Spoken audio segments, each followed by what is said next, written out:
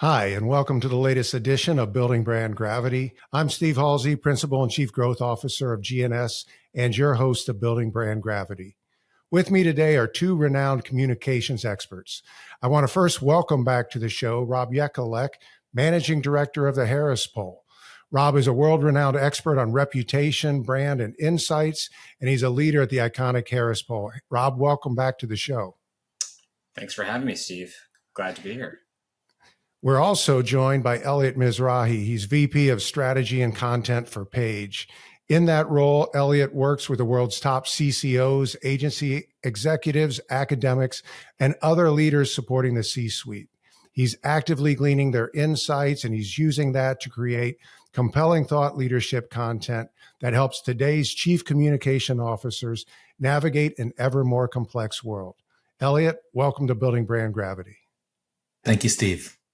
So, hey, let's get started. It's going to be a great discussion today. And it's not going to be a light discussion. You know, when you think about what we're facing in the world right now, the context around and the expectations of business is anything but stable. You got seismic forces of change, you got mass disruption, you got geopolitical unrest, economic headwinds, disinformation, polarization, and the need for personalization are the norm today, right? Just a couple of small things for us to deal with, you know, and Rob can bring that into greater light in terms of what they're seeing at the Harris Poll. And from where Eliot sits in this environment, today's chief communication officers are being asked to not just lead the communications function, but to help their companies, their markets, and even society manage some kind of positive transformation in the face of these disruptive forces. So in today's podcast, we're going to explore what's on the mind of CCOs, what the research tells us. We're going to talk about two big issues that chief communications officers cannot afford to ignore, and how this moment in time is going to forever change the role of the CCO. And all of this is going to be discussed within the context of how it could impact a brand's gravity. So, Eliot, Page recently polled 38 member CCOs in North America, Europe, and the Middle East to see what's on their mind. What did you find out? Well, a little bit of the history before I get to the findings, Steve. So we're a membership association for chief communication officers. And one of the things that we have been trying to do lately is have more of a voice and more of a presence in business conversations. And we, for the last couple of years, have had a presence at Davos. And to prepare for that, one of the things that we wanted to do was reach out to members and get a sense for what was on their mind. I often like to think about the CCO as the organizational antenna. You know, we have sight lines and views into what's happening around the organization, around the world, with stakeholders. And this lets CCOs be early detectors of risk. And so we did two things in our research. We spoke to CCOs, which I'll talk about. And we also worked with Rob to speak with the public and understand what their expectations are around issue management. And Rob will share a little bit of those findings in a moment. What we found when we asked CCOs, what are the things that you're thinking about? What are the risks that you see coming up in the year to come? 45% said that it was geopolitics and elections. And I don't know if you know this, about half the planet is going to be going to the polls in Democratic elections this year. It is an enormously consequential year for Democratic politics, and it's happening at a time that there is enormous polarization and divisiveness. And in fact, 29% of CCOs said that that's their second greatest risk: the polarization, divisiveness, the eroding societal fabric. And so when I think about these two things together, I'm thinking, CCOs, their job is in many ways to protect the social license to operate. And when you are dealing with a world that is fragmented and decisive and where constructive dialogue is breaking down, it becomes more challenging to do that, to find those forms of common ground. We look at blowback on ESG and DEI, things that many would agree are forms of responsible business management, but they've become wrapped up in sort of political language and rhetoric. And it's challenged CCOs in their ability to lead their enterprises on those sorts of issues. Quick question off that. Are they optimistic or are they pessimistic as they think about the current situation? We didn't ask, so your guess would be as good as mine. But my experience with CCOs, honestly, is that considering the challenges they face day to day, they are a strangely optimistic bunch. And so I think there's a lot of opportunity that sits within these challenges. There's a lot of opportunity that lends itself to this unique skill set of the CCO to foster constructive dialogue and find common ground. And I think I'll add these two quick points. 14% felt that misinformation and disinformation were also huge risks this year. And all of that stuff goes to the heart of this earning and building and maintaining trust. On the positive side, we asked, what are the opportunities that you see for the function coming up in the coming year? 32% said that it was about evolution to the function itself, more personalization, more speed, more scale, a greater ability to demonstrate real, tangible value. 26% talked about AI, which anyone would agree is probably a mixed bag, but tremendous opportunity to deepen the relationships that we have with stakeholders and have a greater impact. And so I think, to your point, Steve, even though these are enormous societal challenges, CCOs have greater opportunities than ever before to be positive, influential forces in their organizations and outside as well. And what are you seeing as you talk to them about just how the skill set's expanding? I mean, everything you covered, geopolitics, AI, changing role, dealing with elections, all of these things to try and shepherd the brands. I mean, how are they keeping up with this? How are they thinking about their teams in that environment? Well, I would like to think that one of the ways that we do it is by participating in page events and consuming our content. But the bottom line is this. I think the expectation of the CCO to have the broadest purview possible is really significant today. And I think that business acumen, that understanding of world events and how they affect the enterprise, I think that's probably the most important thing that CCOs are focusing on, just so they have a really rich understanding of the context and an ability to provide valuable strategic advice. That's interesting. And Rob, I know you guys worked with him, as he said, on kind of the qualitative part of this, but the Harris Poll also recently worked with Page to field a global public opinion survey, really asking about the confidence in business. You garnered responses from more than 11,000 individuals across 10 markets. What did you find out? Thanks, Steve. I really enjoyed Eliot's setup, and I think your question, Steve, about the CCO psyche, I can't hold back from kind of jumping in. I think I think Eliot would agree. Like a lot of CCOs, I think the tolerance or maybe appetite for kind of complexity and maybe borderline pain is an impressive trait. I would say that, because people know what they're getting in for, and they keep coming back more for more of it. And honestly, I think it's just what's that? It's a survival trait.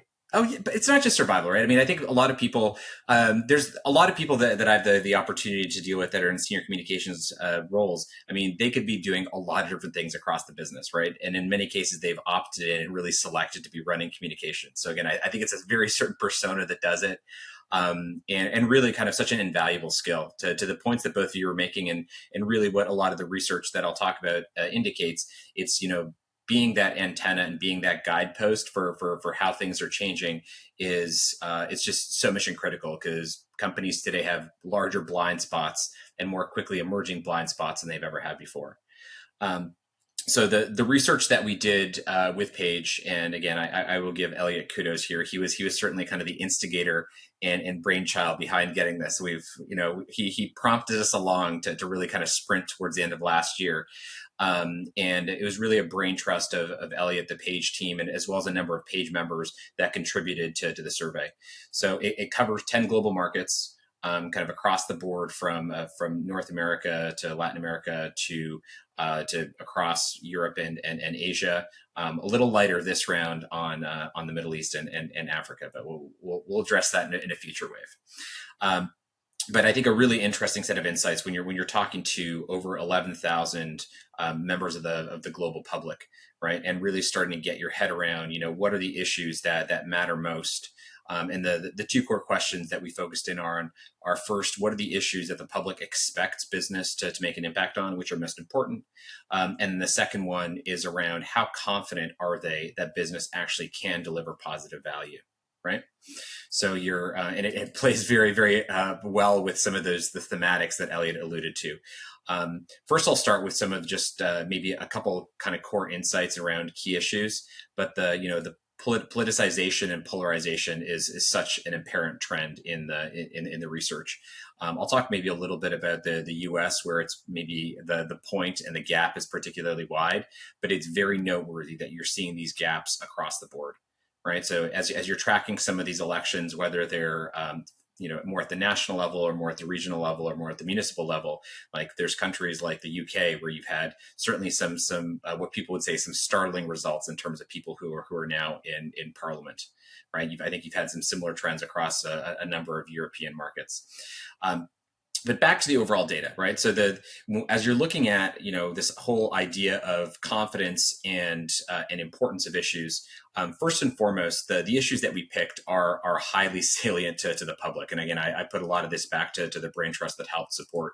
Over 80% of the global public, on average, said the 15 issues that we dug into were highly important for business to work on. So all the issues within the study, some of them might be higher, some of them might be lower, are all very salient when it comes to the public.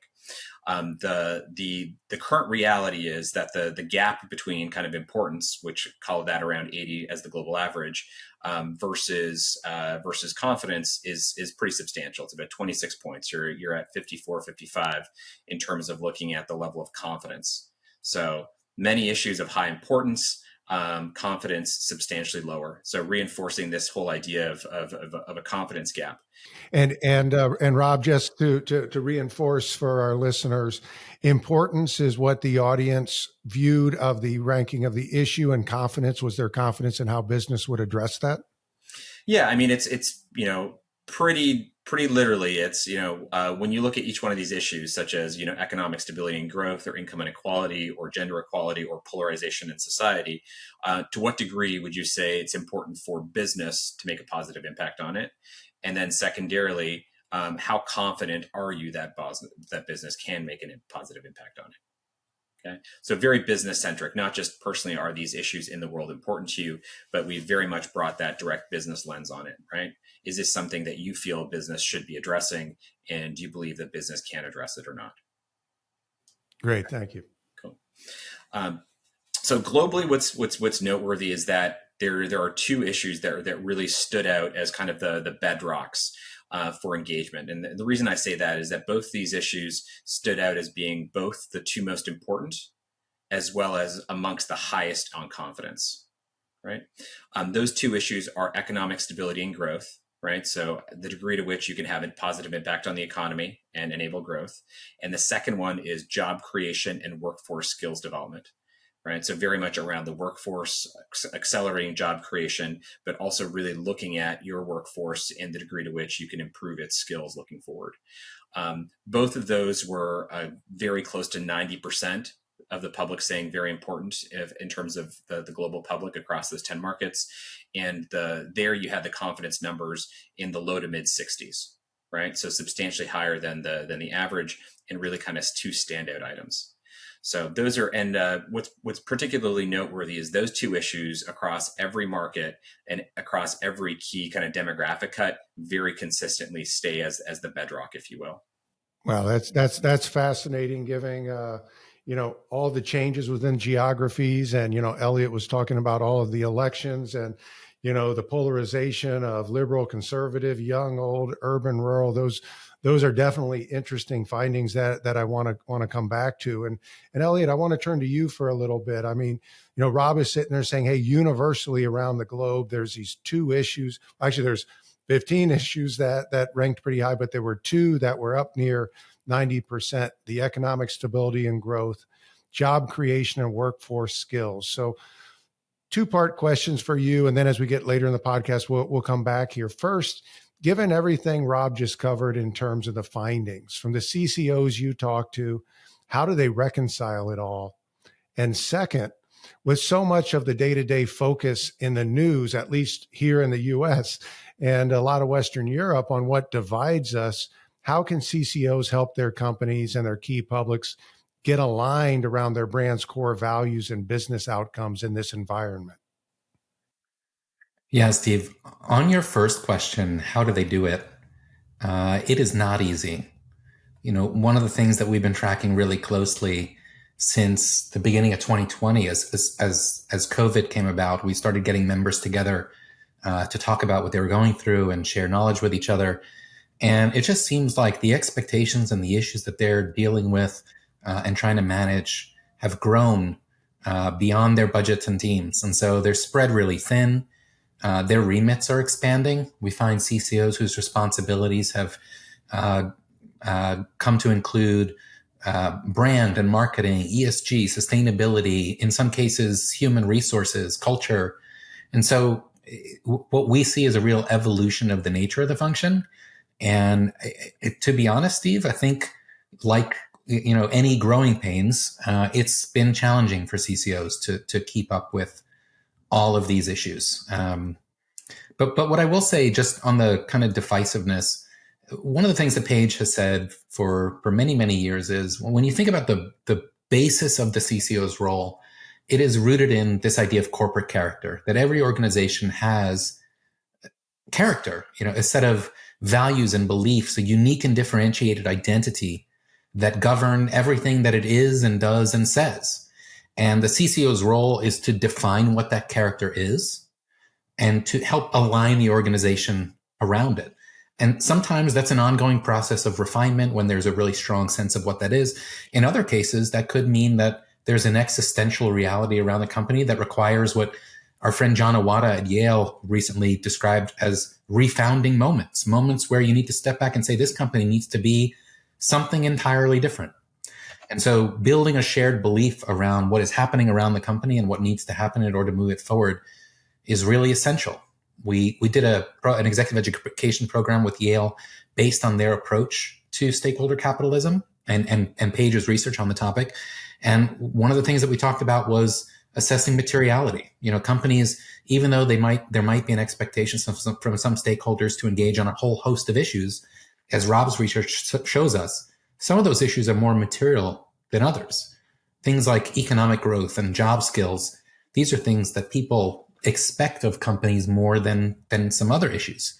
And so the role for the CCO here is to be a unifying figure, to be at the center of kind of integrating various perspectives, to find common ground with stakeholders, and to be a force for ensuring that corporate character is constant and pervasive, that it's ever evident in everything that a company does and says. And that's a big job.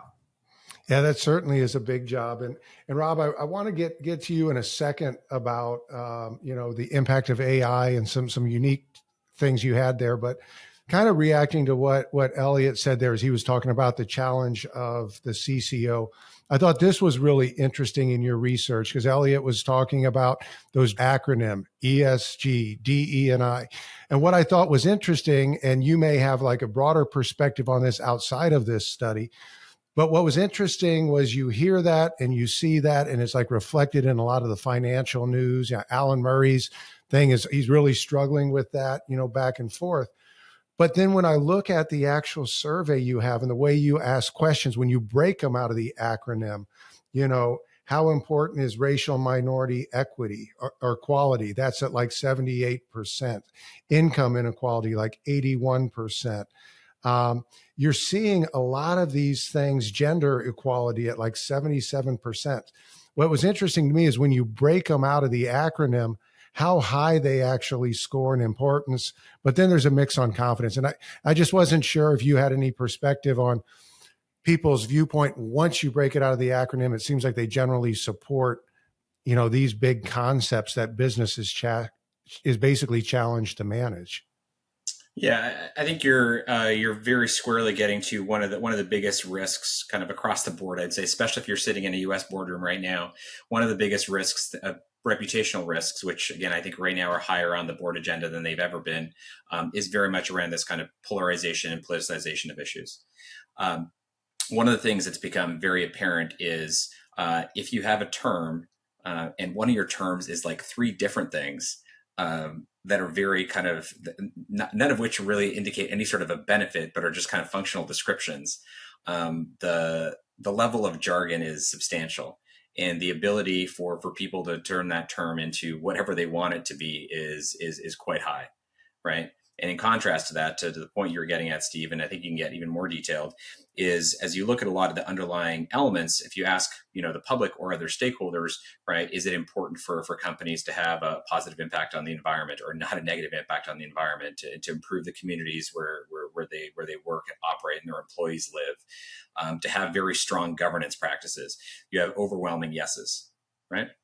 But along those issues, there's certainly, if you laddered up to something called ESG or other terms like D&I, they for sure, like most people don't even understand what those things mean, right? But there's people that have told them that they're horrible and they're like the end of capitalism, they're the end of civilization, et cetera.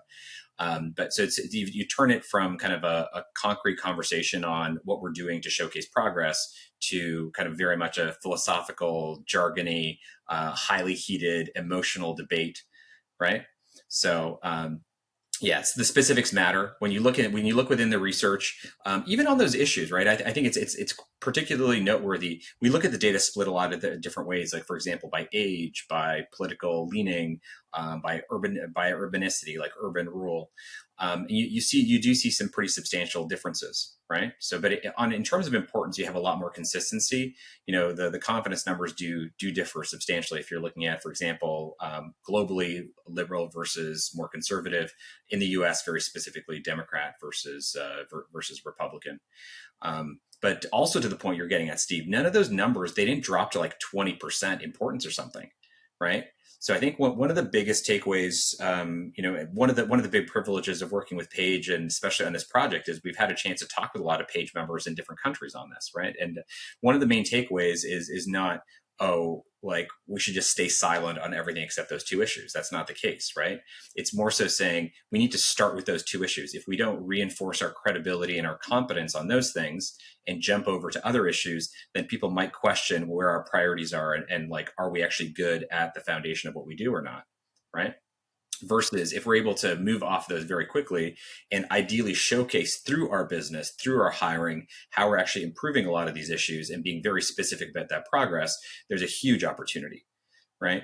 So, and I think that's one of the things that when we look at the, CCOs, especially over the last 2-3 years, there's for sure been coming out of many boards an emphasis on like, we really shouldn't just talk about any of these things. Right. Versus, what most of the research would indicate is we just need to be much more specific about what we're saying. Right. If this is something we really believe in, how are we showing that that we've made progress on it versus just talking about it being something that is broadly important? So Eliot, in the conversations you're having with chief communication officers around the globe, is that what you're hearing, that they're really looking at how do we illustrate and isolate these key issues, start a little bit at the common ground, and then get into more specifics in terms of what the brand is doing? I think what I would say is we're starting to see more methodical approaches to deciding whether and how to engage on these issues. There was, I think, around the time of George Floyd and in the, 18 months after, it felt like there was just an expectation that if there was an issue, companies needed to have a position and to be vocal on it, that was just the new norm. And I think since a couple of instances where that's gone awry, companies have been understandably more judicious about it. What we see CCOs doing is being more methodical about interpreting the relevance of an issue, both the relevance of an issue to the organization and its stakeholders, but also the relevance of the organization and its stakeholders to the issue, and whether or not there really is a place and an impact that they can have. And so I think it's not a question of, trying to do less or kind of duck your head. It's a question of having a really reliable, repeatable, consistent process of making decisions about what is our posture on these different issues, what actions can we take to make progress on those issues. And we see CCOs stepping up to use data and input from various stakeholders to make better decisions along those lines. No, that's great. Now, the one thing you missed, Eliot, you didn't say AI. How can we have a conversation without bringing in the word AI? And Rob, you mentioned to me the other day that you see these two dueling trends of like one of the economic stability and two, that job creation and skills development as a huge opportunity for brands, specifically as it relates to an area like talent development. So given the overlay of AI's dramatic impact on seemingly, well, everything, you've got like, there's a myriad of views, but there's, one side is, purely dystopian scenarios, predicting computers are going to take over, a la the Terminator. That's it. We're done. We release, AI. You have others that are out there really fearing about the loss of jobs and becoming obsolete. And what I find interesting, and you're seeing it daily in the business media, is that there are roles that were highly skilled that were traditionally somewhat insulated, specialties like law, like accounting, even investing, that are now facing AI. And, are those individuals even needed anymore? And then there's another view of this that basically says, no, AI is going to be a positive game changer in productivity and innovation. All those rote tasks that both blue collar and white collar workers were doing, they're going to be taken care of by AI so they can focus on higher value tasks. So within that myriad of things and those often conflicting viewpoint, you had kind of a viewpoint of what you saw as an uncharted opportunity for brands and corporation as it relates to the workforce. Do you mind sharing a little bit of that? Yeah, so I'll do two things. One is I'll point to a couple pieces of the data, and then I'll pivot off that quick. Right. First, one of the first things I would say is when you're looking at AI, and especially some of in terms of the research, is some of the negative impacts of it. Right. The negative impacts of AI was one of the things that trended higher. I will say it's interesting that, and this has come through in conversations we've had in places like China versus the UK versus the US. The negative impacts conversation is also very different in different markets, right? It is, if you're living in Canada or the US or the UK, it is so prevalent, right? Versus in other markets, like AI is more of just kind of like a layer that's there, and many people have maybe more confidence being it's dealt with. I think the bigger and more important and the point that you're laddering up to is when you look at the intersection in those two issues, we're very drawn to the second aspect of that second issue, right, which is around skills development, right? And I think it's like one of your massive opportunities right now is very much around, how does AI kind of enable a culture shift, right? And what are the skills that are required, right, versus just a sprint to embed as much AI as possible. Right. I think very quickly, like if you look at most companies and the amount of dollars that they're putting into kind of developing new kind of AI programs versus overall kind of like improving skills and talent for the next generation, the level of investment in one versus the other is substantial, right? So as we're looking at companies, and we're looking at for most companies, still your intellectual capital is your number one asset. If you're looking forward, the companies that can really win on employees are going to win in the marketplace. I think that skills piece is a massive opportunity and across a lot of different research we're doing. But the research here highlights it is, our ability to tell a story about and through our employees about the future and showcase that through how our business operates is like massive. And it's a very human story too, right? I think that's one of the key things that, as communicators and as storytellers, human stories work much better than jargony technical stories, right? So Eliot, you definitely have your thoughts on AI. And as you're talking to CCOs around the globe, and what Rob was really talking about, the challenges or the opportunities, what's the viewpoint from CCOs? You really kicked the hornet's nest with me. I really could go on. I thought long and hard about what I wanted to say just to keep it contained. There's a few things that I would say. I think certainly CCOs, just like any function today, they are thinking really hard about how to capitalize on the advantages that AI can present. And I've got some thoughts about how all that's going to unfold. I think maybe that's a conversation for another day. But one of the issues that relates to the research that Rob and Harris did is there's a real concern about job displacement and this idea that AI is going to disrupt, labor markets and the ability to people to work. I think it's more likely that AI, like a lot of technologies that came before it, are going to transform the way that we work, but expectations will increase. So it won't be that you only need one person to do the work that 5 people did before. It's that those 5 people will be able to do different forms and higher value of work. And it takes time to get there. It reminds me of Brittany Paxman, who's the principal at Point 600, she often uses this example of the vacuum cleaner, that when it was introduced in the 50s, housewives everywhere rejoiced that this is going to, create so much more free time for them because it'll be so much easier to clean the house. But what actually ended up happening was the expectations of home cleanliness increased. And so they found themselves busier rather than less busy. And I wonder if that'll be the same here. In terms of what I think the positive developments of AI and managing the negative potential, I think one of the things that organizations really struggle with, they've struggled with always, is there's so much knowledge that's locked within the community, the organization, in little pockets of specializations and expertise. And it's really difficult to make that knowledge accessible across the entire organization. I think companies will begin to develop their own proprietary AI models that are a combination of ChatGPT plus all their own data. So no matter where you sit in the organization, you can have a chatbot and you can find the information, the data, the policy, whatever you're looking for. All of that stuff will be readily available. And I think that creates a huge opportunity for people to be more productive and impactful. But I think for CCOs, one of the things that's flying under the radar that I think is really important is AI is dumb. People don't realize it is a machine. It is garbage in, garbage out. And it operates on the basis of what we choose to train it on. And those are human decisions. That's why we see so much bias in AI. It's not because the AI is flawed. It's how we're training it.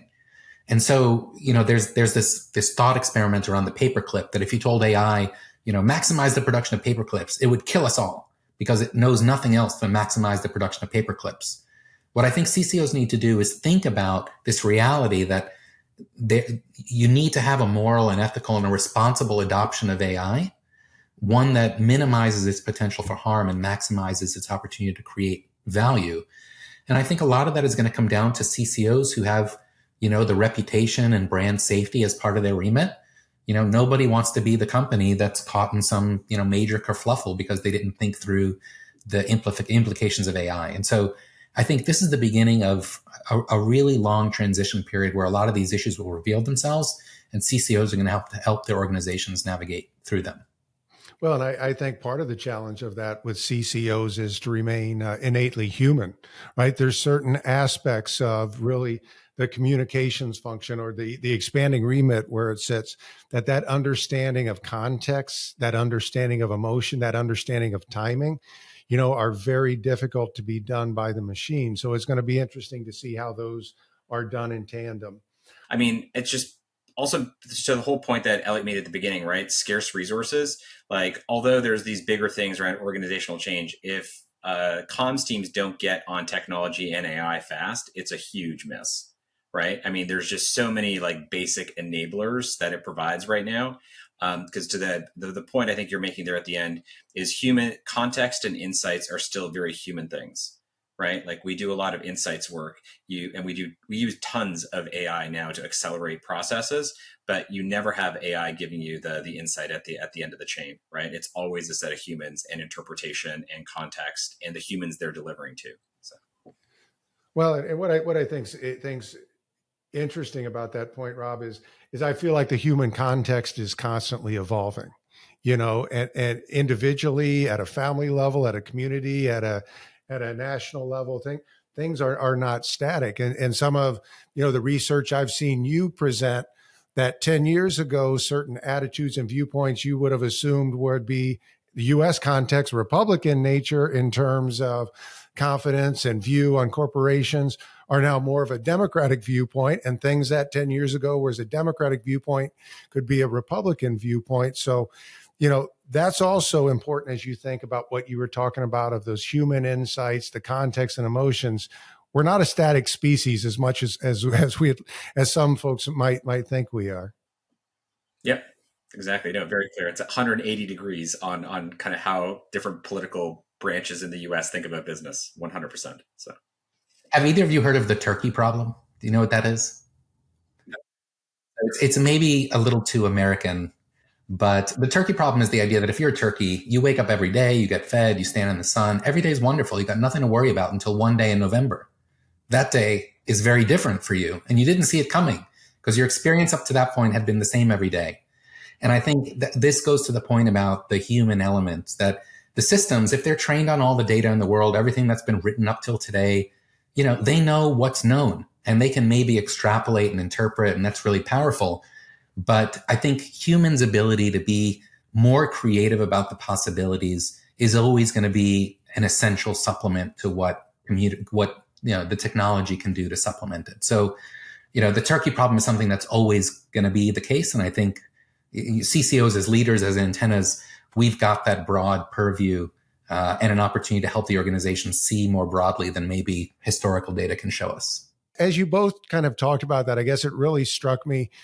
A lot of this really takes it to the core of the CCO's job and remit from what it's been since the CCOs were created, which is how do you blend the art and science, right? And I think when you're talking about the impact of AI and these type of things, the science part of it and the ability to aggregate, create new things, there's more science than ever that they have to deal with, but there's also the art of how do you put this together in a meaningful way that is true to your brand, true to your values, true to what you're seeing with a landscape, and you hope you get it right. So, a couple of questions. I could talk to you guys for hours on these topics, but I want to kind of bring us back to a lot of what we've covered here. Eliot, you really started talking about, you've got this expanding remit of chief communication officers. Half the world, at least half the Democratic world, is in election this year. But those that aren't Democratic doesn't mean that there's not geopolitical issues or challenges that are being created around the world. You've got technology, you've got innovation. You've got the research that you guys did with the Harris poll. We're really talking about economic stability, growth, job creation, workforce skills. That's an awful lot. So what closing advice does Paige have for chief communication officers and senior communications professionals on how to make the most out of this moment of time? I think if I were to narrow it, and this is my advice, the first is businesses operate in a much more multi-stakeholder environment today. And what I mean by that is the risks associated with not engaging with, understanding, and orienting the organization around the interests and concerns of all of their stakeholders present greater challenges today. Stakeholder capitalism is a thing today because various publics have expectations of business that they need to fulfill. And CCOs are the multi-stakeholder function. We have the broadest purview across the stakeholder universe. And so I think navigating those realities and making sure that there's a balance across stakeholders is really essential. And as I said earlier, there's the second piece of advice, there's more methodical approaches to doing that. I think communications functions today, they're synthesizing data and input and just the reality of events of the world, and they're able to develop a point of view about the valence of the organization to certain issues and activities, but also the valence of those activities and issues to the organization. And I think having a consistent, repeatable process that's reliable becomes really important because once you set a precedent, it's hard to kind of back off of that. The third thing I would say is, and this sounds a little airy-fairy, but I mean it genuinely, business has, this kind of goes to the multi-stakeholder view, business has a unique opportunity to make the world better. Nobody started a business purely because they wanted to make money. They started a business because they saw a problem, a way to create value, a way to make life better or lives better. And the better companies can connect to that core purpose, that animating purpose, and accentuate it and amplify it, I think the more likely it is that they will be able to build lasting, positive relationships with stakeholders. And again, CCOs are at the center of that. You think about corporate character, the purpose is often at the center of that identity of the organization. Why we get out of bed every morning and go to work to do the work that we do. Why employees want to stay with our companies and remain engaged in their work. It's because they feel and they see and they know that the work that we're doing is somehow making the world a better place. And for communicators, it's about telling that story, certainly, but it's about making sure that you also have that story to tell. And that's about organizational change. And what we see at CCOs today is the communications are, the last mile, right? The 25.2 miles that come earlier in the marathon are about organizational change to make sure that you are consistent on ESG, that you are consistent on issues, that you are operating in accordance with your values and your beliefs and your brand. And so Steve, I kind of go back to the top, your point, which I think is interesting around brand gravity. That brand gravity is in many ways the relationship, the magnetism between I have a relationship with this organization because I understand what it does, I believe in what it does, and I can see that evidence. And I think CCOs, a lot of what they do today is about finding a way to convey that in a way that's clear and compelling. Do good, run the marathon, build brand gravity. I like that. That's great advice. And Rob, you said you've got a really unique point that you said, my friend, in the access you have to the data and to the research. But not only that, it's like every time I go to talk to you, I don't know where in the world you're going to be, Middle East, Europe. I mean, you're getting that context and the real-time counsel with CCOs using all that insights that the Harris poll gleans. As you're counseling CCOs around the world, as you're listening to them, what's your advice to CCOs on the path ahead? Three things. So first and foremost, the most successful companies that either we work with or that we've been able to analytically model, they balance two things extremely well, right? And that's the ambition of the company, right? So its growth prospects, its vision, its products, with its character, right? It's very much around kind of the culture, the ethics, the citizenship behind it, and you need to have both of those elements. So if you're a company that's only ambition, no character, there's going to be a lot of potholes. It's going to be a bumpy ride, right? Even if you make some money. Flip side is if you're a company that's all character, no very low ambition, or the ambition's not working, it's going to be very problematic. You're either not a for-profit company, or you're out of or you're bankrupt, right? So that's the first thing. And just even having that simple lens, analytically, you want more depth, you want a lot more stakeholders, a lot more markets, but it's a simple framework. The second is when you're thinking about telling that story of ambition and character, what are the 2 or 3 examples from your organization that really tell that story, right? Where can you see that clear intersection between what you do in your business and how you do your business, right? And then the third thing is the number of blind spots that we still see for companies today is remarkable, especially as companies are looking at as you look at companies' digital footprints and the changing nature of reputational risk. And I'm not talking just like what's on Twitter or social media. I'm talking about the digital landscape at large. Like if you're searching for a company, there are massive blind spots for most companies. And they're only getting bigger if people aren't addressing them. So it's those 3 things together, I think, are the main takeaways.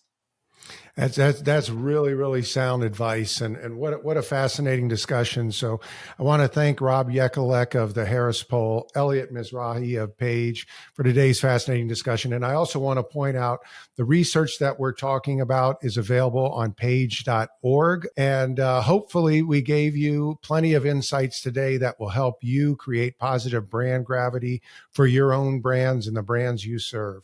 So tune in next time to hear more conversation and insights from tremendous leaders and thought leaders like Eliot and Rob.